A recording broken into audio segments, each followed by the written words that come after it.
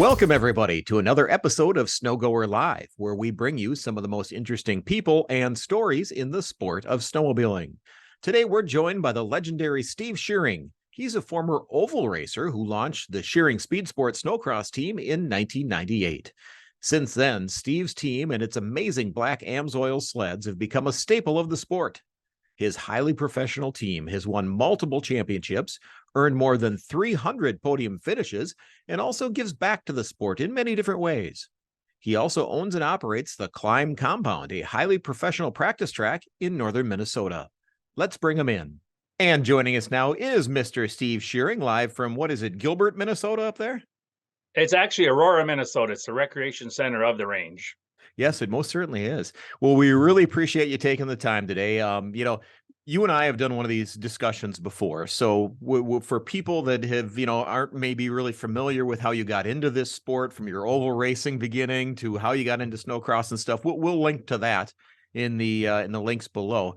So let's just jump right into, kind of more what's going on today. So, you started this super team, what, a little bit more than 25 years ago. What keeps you coming back? What's the appeal for Steve Scheuring to keep rolling out that big black semi? I'm still having fun, and everybody asks, when are you going to be done? I said, as soon as I stop having fun. We were at Heydays last weekend, and to see that enthusiasm, I mean, Yeah. it was exciting. I mean, there was a pile of people there. The place was full. It's just like your first day back to school, and just to hear some reinforcements, and this is obviously confidence, not ego talking. People saying we sure appreciate what you do for the sport, allowing small drivers to come up, or excuse me, younger drivers come up here and use our test track, and just, you know, being a team based out of integrity. I mean, that felt really good to hear. And that goes a long ways. I bet it does. Obviously, the sport has evolved a lot over the last quarter century. Things just evolve. What are some of the more impactful changes that you've seen in the sport since you started this team? Well, we've all gone from the great Snow Goer magazine days to social media, which, I mean, it's thrust upon all of us, so we don't have a choice. I mean, if you look back 1999, I was the first one to have my own website, and everybody's like, "Holy Schmidt, this guy's got her going on." Yeah. Now pretty much every team out there has a full-time photographer, a media person, and that's the buzz. So it's good and it's bad. It is what it is. It's like paying taxes. Everybody has to do it. Does it provide more exposure? Sure. But the level of importance that got put on that, I mean, it's just as important to have that person as a top mechanic now. And I have mixed feelings about that. I get it, but it is what it is, and that's part of the trend. Everything is each year gets a little more professional. And the cool thing about having ISOC as a series promoter, the races are on time, they're professional. We have good live streaming, we have great TV, they have great media. So that makes it a lot easier, to showcase our team. I'm sure it does. Yeah. Yeah. I mean, Snow Week magazine, may it rest in peace. I loved working for that magazine and covering the races and being in the infield. But yeah, it is amazing now that you can just plan on a Friday and Saturday night if you subscribe to Float, who just watch that show live and have really professional coverage that you can see the whole thing laid out. It isn't, semifinals at midnight like we used to have at Duluth some years, where you're out there at all hours. Now it's planned, it's dedicated. You're going to have a professional program right before your eyes. Right. And yeah, everything is instant results now. I mean, everybody knows how you've done within 30 seconds of finishing. And I guess that's good. Yeah, I think it is. The I don't know what it is about our society. Maybe it's that internet you started with, that first website. I don't know, but there's a certain sky is falling mentality sometimes that people have, and a line you said to me earlier this summer will stick with me, I think, forever, where you say, for 25 years everybody says the sport is dying, yet every December we fire up the sleds and go racing. Why do you think there are doomsdayers, and how would you describe the current status of the sport? I would give snowmobiling in general an A, and I would give the racing an A, whether it's snowcross or oval or drag racing or cross country. They're all great. I just think some people, they're not happy till you're not happy. And, and it drives me crazy. It's like, last week there was a comment, they released the schedule, go to Velcourt. I think that's a great idea. All the manufacturers think it's a great idea. There's 40,000 people there last year. It was a huge event. It's great for the sport. It's great for, it's in Skidoo's backyard. And immediately people on the internet go, well, that's going to make a long ways for people to drive. Well, how about the people that live up there that are racing? It's not that far from them. And the fact that, we're in this business to race and have great events, it drives me crazy. It's like as soon as something positive comes out, immediately somebody's picking fly shit out of pepper on it. And I hate that. Yeah. I mean, you want to talk about coming a long ways. Heck, about half the pro class now is from Scandinavia. I don't think it matters a lot to them if they're on the East Coast or the West Coast. It's you follow the sport, and you're right. If there's a crowd, that's the most important thing. And just if I can go off on a little tangent now, for the folks who live in the East, if you've never been to the Grand Prix de Valcourt, that is such a first class event. It's one of my all time favorites.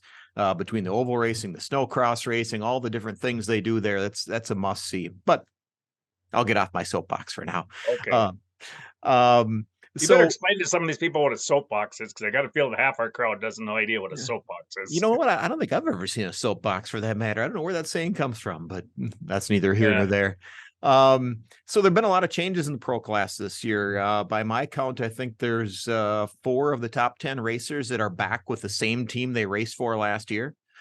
Which Yep. is incredible when you think about it. But yet, when you do the math and you add it all up, and now that the dust is settling a little bit, I think we're going to have more full-time pro racers this year than we did last year. I think we're adding 4 and subtracting 2. What do you think caused all the change, and do you think that will cause some challenges for some of these drivers who suddenly are racing for different teams? Well, I think it's great that our pro number increased, and I I talked to so many up and coming drivers, and it's their lifelong dream to run pro snowcross in the ISOC Championship Series. And I think there was a catalyst last year for people to jump up because we were down in the numbers with injuries towards the end of the season. We had to run a triple crown format and to keep the racing exciting. So I think people saw an opportunity to move forward, and now is the time to take that leap. And it's great to see.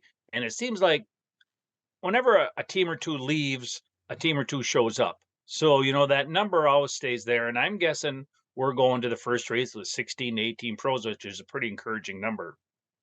Yeah, I would So, absolutely agree. so The here's the tricky part about that whole deal. Not Yes, to sir. interrupt you though. Everybody goes, we need 30 pros like Supercross. Well, you know what? Supercross has got 6 or 7 manufacturers, and if each one does 4 or 5 guys, that's why they have that number. We have 3. If each one does 4 or 5, then we're at that 15 to 18 number. You're not going to change that. Yeah, It's and been like that realistic. since ever. Yeah, and realistically, the last couple of years, even Arctic Cat hasn't driven a lot of entries into the pro class, so it's really 2 brands that are carrying the bulk of that load. Right. And It- I truly hope, that Articat sticks with it. I mean, we need Absolutely. them. They're a great company, and I just think it's good for everybody. Yep. Now we just need a links race team. Isn't that what we need? Well, you never know what's down the corner.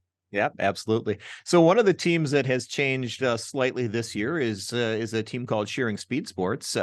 You're racing with just one pro this year, and then one a pro light racer, but both pretty dang good, good names and historic names in the sport. Tell us about what you got coming for this winter.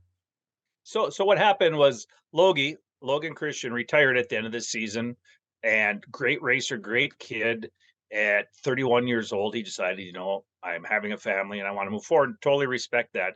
Yeah. And my goal is to create great racers and um, build a program. And it didn't make a lot of sense for me to hire, and I'm not profiling, but another pro that was on the twilight of his career and get a year or two out of him. Whereas I've been keeping my eye on Anson Shield for a few years, and I saw the talent he had. He's only 20 years old. I know his dad very well from the Caterpillar side of it as well as the racing side of it. Okay. And I looked at an opportunity for, what, we can keep him in pro light for a year and hopefully move him up to pro the following year, and they'll put us back in that 2 pro category. But I wanted to keep, it's like for sure there's a ton of great racers from overseas. I want to keep our team an American team, with AMSOIL and the Air Force and a lot of our other sponsors, I think it's and Skidoo. I mean, they want to see some American drivers. He lives close to here. He's got the work ethic. That it's like I got to look at what do I think is best for my team and my other drivers, and I want to make sure whoever I get isn't a nut job that doesn't fit in with anybody else. I mean getting along. That's one of the keys to our success. I mean, because you know as well as I do how much we're on the road. Absolutely. I mean, you have had quite a range of personalities on your team over the years. After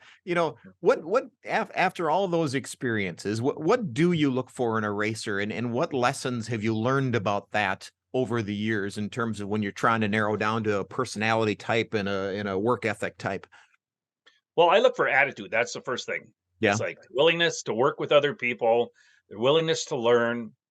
And now in our sport, with running a stock race snowmobile, feedback from the driver is so important. Learning what the vehicle does. Suspension is a big area of our development, and we need a driver that will, if he doesn't know it, at least say, I don't know, but I want to learn about it. I don't want to see a driver come on our team, come in from a practice run and sit down and look at his phone. That drives me crazy. I'd rather see him come in and talk to Elliot and Steve or myself, and like every time I do this, this happens. So that's important, and obviously the level of talent is there. Yeah. And it's hard to gauge talent on everybody because you don't know, were they on good equipment or were they on marginal equipment? And does that show up? Because, we had one driver that we were struggling one year, probably 10 years ago, and said something to Steve, and he goes, I can really make you go slow if you want. So it's like, it's the whole balance that you need. We're going to have great vehicles with the mechanics and the team we have and the manufacturer. And hopefully, this is a vessel for the driver to really shine. Understood. The probably the best advice somebody would have for a young racer is, well, just win a bunch of races and you'll be noticed. But like you said, the equipment is so much a part of that, and the prep and stuff like that. But so, I guess, like within the stick and ball sports, a lot of those guys will create a huddle reel or a huddle video of their highlights, and they'll use that to hype themselves when they're trying to land a scholarship at a college or something. What should a young motorsports, or specifically a snowcross racer, do to catch the attention of people like you or people like Skidoo or whatever? How, if I'm 14, what do I got to do to someday make it to your team? Pay your dues. I Yeah. mean, it's not somebody's going to hand you on a silver platter. That doesn't work. My experience is the people that are a little bit more hungry because they have to create an income off this versus somebody that maybe it doesn't have to. You can see a little more hunger in that person, and that's a big thing. Make yourself noticed. Ask questions, and without being too annoying, learn.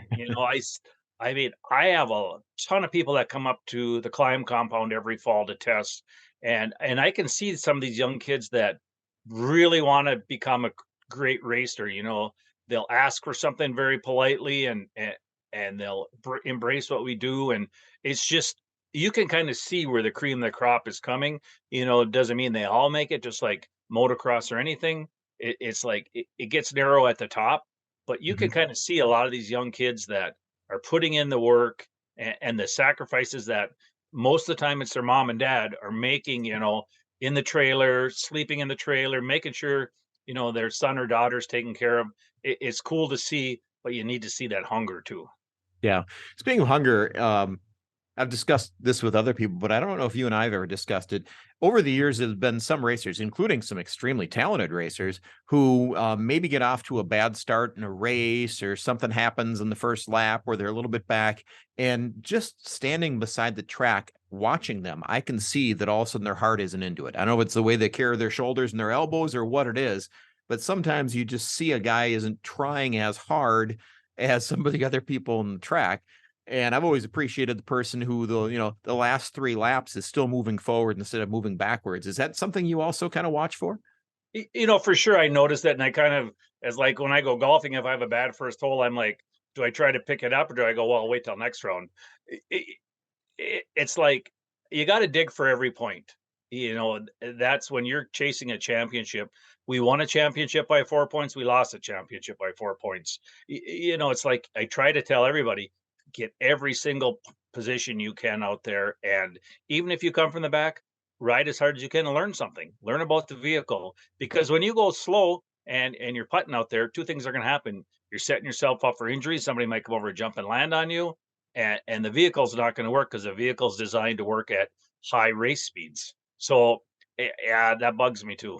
I'm not Yeah. going to lie. This is such a mental game. And it's amazing that sometimes it's some of the top names that you see doing that, but they just lose their mojo in the race, and you can watch them on the track and see that it's happening.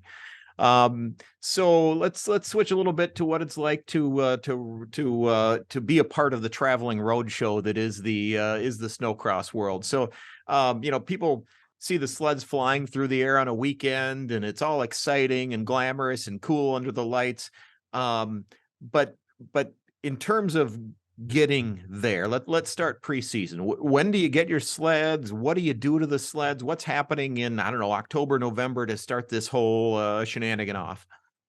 So that's a two-part question, and I'll tell you kind of a time frame of where we're at now and what it's like traveling. So for us, like, let's just rewind back to May, June, July. All our clothing design has to be done by the 4th of July.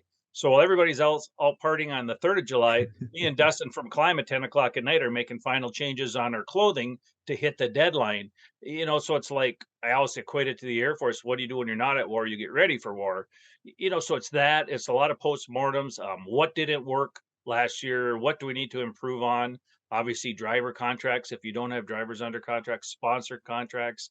So all that leading up to, I mean, we're working on shock development all summer. We're working on ideas with Skidoo. They kind of keep us abreast, what is going to be coming on the new vehicle. And it's just an ongoing communication. And then for me, Okay. also, I do the off road racing in the summer too. So that on top of everything else is full. And then here's a part two of the whole thing about what's it like behind the scenes going to a race. I'll give you a perfect example. So last year at ERX, one of the things we do is Air Force school visits. We go to local school visits with the recruiter. We talk about technology. We bring the transporter. We'll bring the drivers, the mechanic, the race vehicles, and it's a really cool deal. It's one of the Air Force's number one marketing assets to have. So we were at Andover, and then we were scheduled to go to Elk River right after that. Went to get in the truck, and the truck wouldn't start. And we're like, crap. This is on Thursday before the race, and it's kind of a big deal when a big truck doesn't start. So, long story short, I have to call a tow truck to tow me to the Volvo dealer in Minneapolis. Fortunately, I was in Minneapolis on Thursday rather than being in Quebec on Sunday night. So I'm in there and I'm begging the guys in the service department because, still a little bit of COVID hangover about everybody. We'll get to it when we can. I'm like, guys, I got to get to the track. I got to do this. And so I sat there for 7 hours kind of Ooh. making sure my sled was getting, or excuse me, my truck was getting ready so I could get to that track and park that night. In the meantime, while I'm in there, I must have saw 6 other team mechanics or owners coming in looking for an airbag or a spring or something for their all trucks that broke down. So that's the thing a lot of people don't see behind the scenes. There's a lot of things that don't always go good. I'm very fortunate. We have very few breakdowns, but I mean, the starter went out, just an anomaly. And, $2,800 later from between the tow truck and the repair bill and have on Friday. So much of that goes on behind the scenes, and every team out there experiences it. There isn't a single one that does, because if you go to a race, ask how your trip was, and they'll go, "Oh, my airline blew in Floodwood, and I had to call the guy, and it took him 2 hours." That's a challenge, and then we also have the weather in the winter. Yeah. That's sometimes an issue too. It could be super cold, it could be snowy, it could be rainy, and that's the worst. I just love driving down a freeway and dry pavement. I think that is the highlight of my winter. That's also going to be one of the things that's nice about being having the off-road race team. You're not quite dealing with all the same elements, although I'm sure there's summer storms that come up, but it's not quite like what we all get to play with in the winter. It is, and one of the big differences is my race trailer in the summer looks spotless all the time, and that poor salt in the wintertime just chews on our trailers no matter how new or old they are. That is a challenge.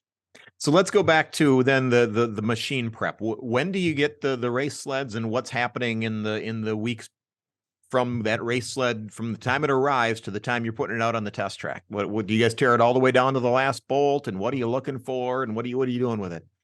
No, it's a skidoo. All you have to do is put gas in it. Yeah, Um, exactly. so our sleds will be arriving shortly, and we're prepared for that. We've already ordered parts. We've already come up with a program with Fox for the shocks. What we're going to do. Everything is kind of in place, and fortunately, you saw the reveal as I did. There is some changes, but it's still not a huge difference in the platform. So we know what we're having. We did a bunch of testing last spring, and we know what the new one's going to be. So that helps. I mean, I I bet. remember when we were with the Rev and we went from the ZX chassis or whatever it was to the Rev, it was a whole new everything. Yeah. Even though we spent some time building it. So as soon as they come, we'll take them out of the crates, pretty much strip them down. There's some reinforcing, that can be done to them. A lot of spots, that are weak. You got to kind of find some reinforcing in that. I'm sure. Obviously, you can't do anything to the motor.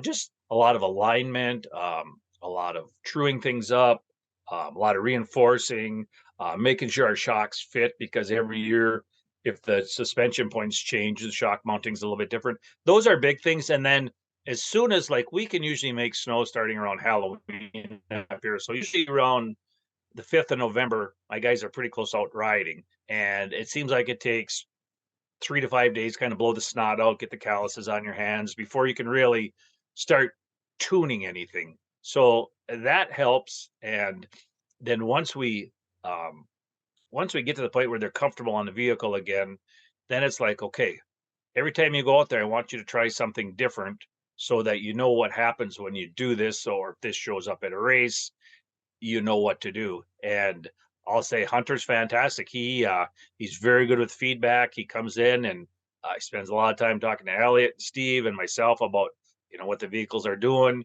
And then the whole flip side of the whole deal is not only do I have to get the snowmobiles, I've got 2 groomers, 10 snow guns, pumps, and infrastructure that I have to make sure is ready for making snow so that as soon as the weather gets down 26, 27 degrees, we're firing up on snow. So there's that whole dynamic of it. And unfortunate, like we're affiliated with Jeff Foster Trucking. He'll take care of our truck and trailer. So that's a big headache out of the way for me. But making sure the snowmaking is available and the groomers are ready. And because everything's got to fire on all the cylinders at this Yeah. level.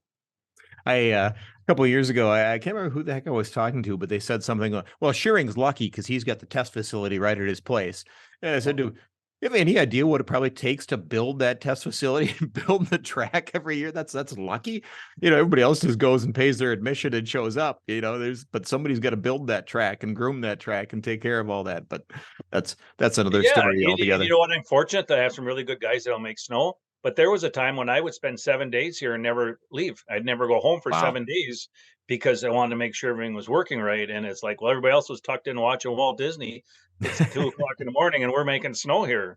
Right. So it's like I've worked really hard for what I've got, and I appreciate that, but I'm very humble about the whole deal. And I say thank you for everything I got every day because I know everybody's trying to take it from me. But Hmm. this is a cool deal up here. And you know what? We treat every kid exactly the same, whether it's a 10-year-old or a seasoned veteran. We want to give everybody a chance.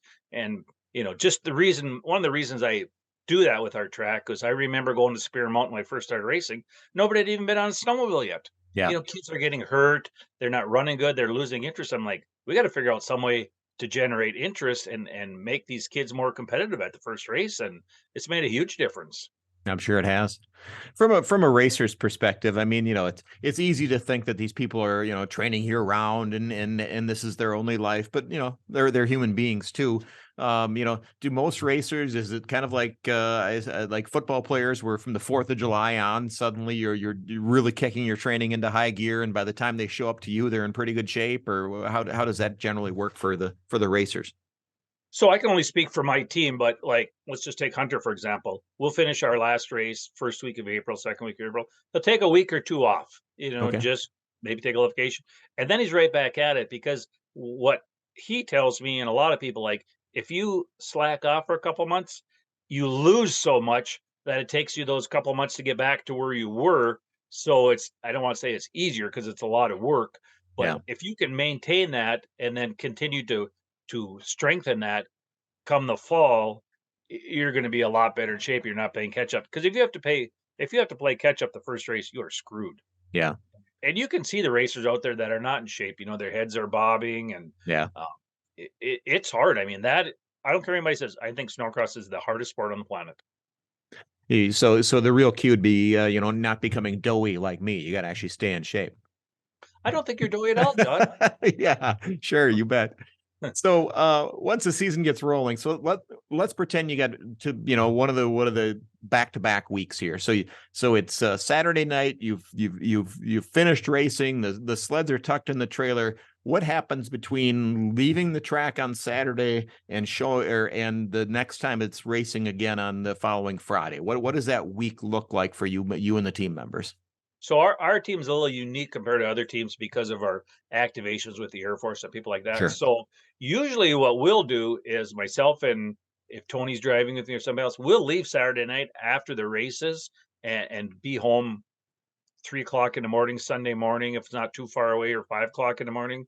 We'll get things unloaded, and some things washed, maybe the truck and trailer washed and stuff, and then go home and sleep for a while. And then Monday morning, my crew is back. We're tearing stuff apart. Hopefully we weren't in a bunch of crashes, because that definitely makes more work on the week. And then come Tuesday, Hunter and now this year Anson will probably be out riding again, and they'll ride Tuesday, Wednesday, and then we'll leave either Wednesday night or Thursday, and then Friday morning we'll go do some school visits with the Air Force. We'll park Friday afternoon, um, kind of just low key Friday evening. At least that's what they're telling me. Um, and and uh, and then race all day, either Friday and Saturday or Saturday and Sunday, depending on the event. If we're racing Friday and Saturday, we'll leave Wednesday night for Thursday morning school visits. If we're racing Saturday and Sunday, everything gets pushed back a day. I like two races together and a weekend off. I'm not a big fan when we have a 3 or 4 week break in between races. It's hard. You can only test so much, and you can only ride so much. Sure. Just like, you got to keep that energy going. So you have had great relationships with a handful of sponsors that have been with you forever, and a lot of people look at that and think, boy, he's lucky. It's not luck. I know you don't want to give away any trade secrets, but at the same time, what's involved in getting and keeping a sponsor in broad terms? So maybe this is the easiest way to describe it. I remember when I was about 8 years old, I was in the woods and I found these huge strawberries. And I said to everybody, "Hey guys, look at all these strawberries." And by the time it was all said and done, I didn't have a single one. And at that point, you know, I learned to keep my mouth shut. And getting a sponsor, securing a sponsor, and building sponsors, it's a lot of work. A lot of people don't want to put in the effort, and you have to be thick-skinned. You have to learn the word no, because you get that a lot more than yes. And people think that sponsors are falling out of the woodworks because you show up with a trailer and stuff. That's the far, at least for me, the farthest thing for the truth. The only time I've ever had anybody approach me about sponsorship was four guys at 11 o'clock at night that were drunk telling me they own the Home Depot. And that's as close as I've ever come to having somebody say, "Hey, we want to sponsor your team at a primary level." So it's a lot of work, and it's like, I hear so many. The one thing I will say, it's like I hear so many people, "We got to go do this for our sponsor." You don't have to go do anything. You should embrace that. You know Yeah. what? Whether they're supporting you mentally, emotionally, financial, whatever, they're investing in you. So you should embrace that, because there's a whole bunch of people that wish they had that. It was one of my neighbors. My kids are now to the point where they're no longer in school, but one of the neighbor kids came to my house. God, was it last winter or the winter before? My kids went to Armstrong High School, and he was all excited because some snowmobile race team had visited his school on a Thursday. And I said, "Were they black sleds?" He said, "Yeah." "How'd you know?" And I said, "I know exactly who that was." I said, there's only one team that really seems to put in the effort to visit schools, to spread the word, to spread the Air Force's word in this case. And so congratulations on having that impact all over, including right in my little neighborhood.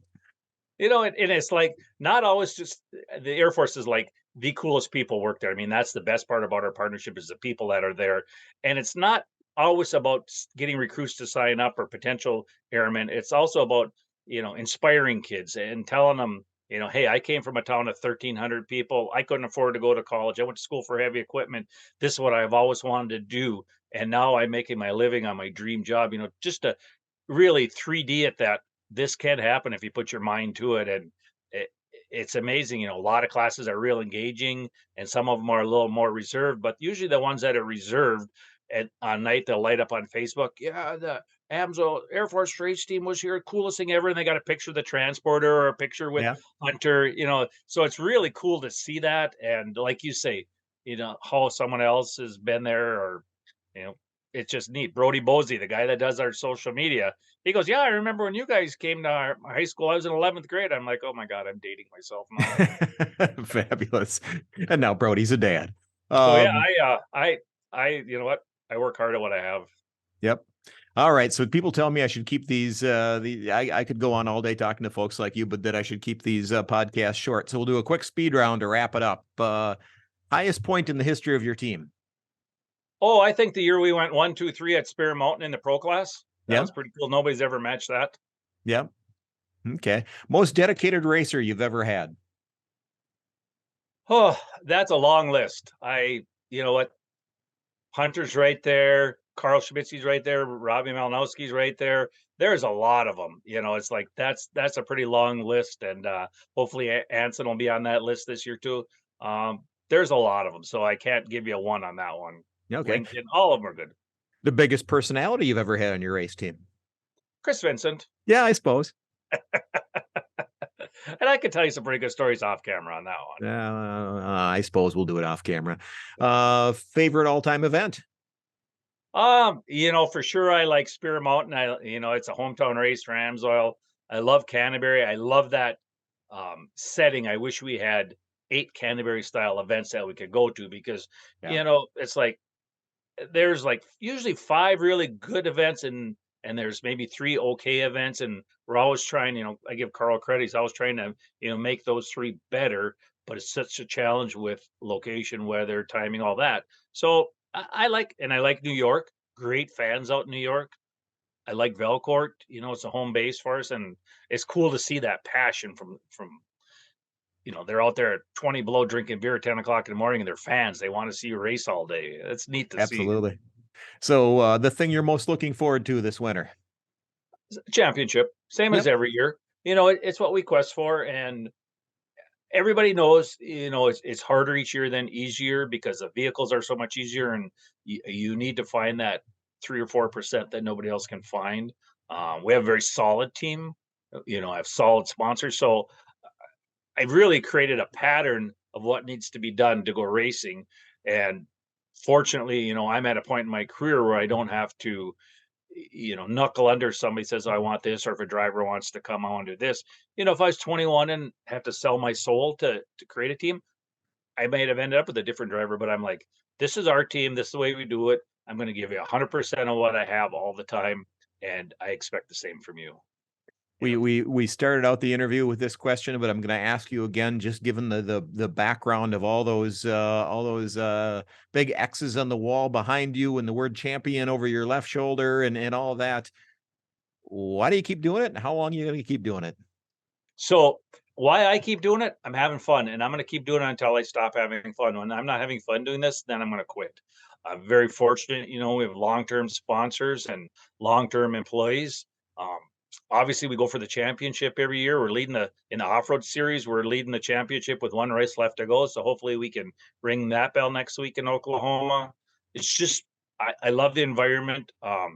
Snowmobile racing in general is a cool, and I don't want to use the word family because that's so generic, but it's like everybody there is friends. Yeah. For sure you have disputes on the track or off the, you know, sideline or whatever, but at the end of the day, everybody is willing to chip in and help. So I, I love it. I mean, what a cool deal. So tell me, what's the worst part about being a snowcross team owner? The worst thing about being an owner is you bring a driver on and he's in heaven, um, on one of the best teams out there, and then somewhere down the line, the performance drops or age drops, and you got to let them know. And then you go from being the hero to the biggest jerk out there. And Oh, I that and I hate that.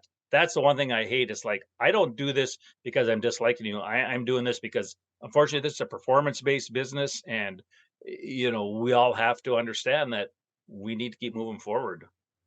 Well, my guest again has been Steve Scheuring, and thank you, sir. The sport just wouldn't be the same without you. All the effort and energy that your team brings is very appreciated, not just by people like me, but by your competitors as well. So keep up the good work, my friend. Well, I appreciate your time.